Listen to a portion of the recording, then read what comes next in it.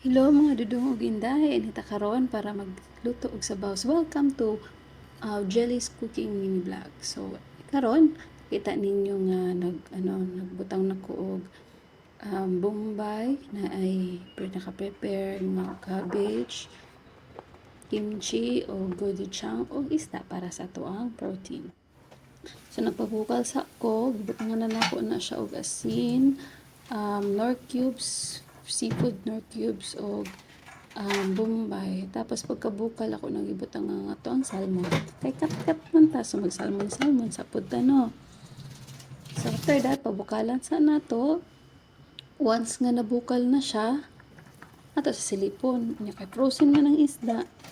So ato sa gyud siyang baliktaron para ma-even ang pagkaluto. Di ba?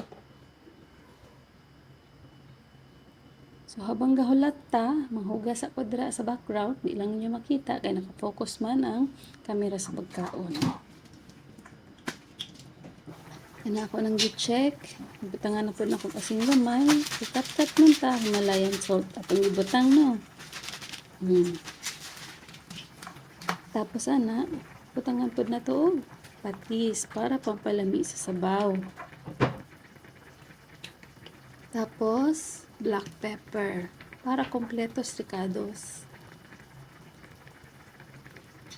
Takloban, laton nga pabukal na punta kadali.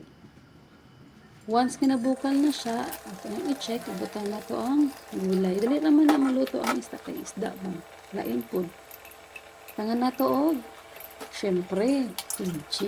Ikod na to kalimtan ang gochujang para mulami ang sabaw. Korean ba? Ala Korean. Char-char lang. Pilimpi gamay para ingnon.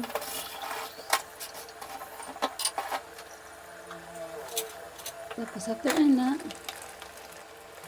ito nang kayo-kayon para ma-even ang ito pampalasa.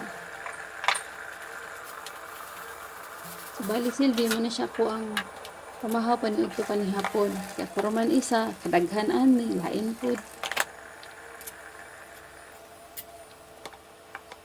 Nakagigutom naman ko, di magukad na ko. So syempre, mas daghan dyan ang gulay, mas better. Nga, pati sabaw para daghan tagsingot nga ma-produce. Ready na ang food. Dala kape. Mga onata. Salamat sa pagtanaw. Bye. God bless.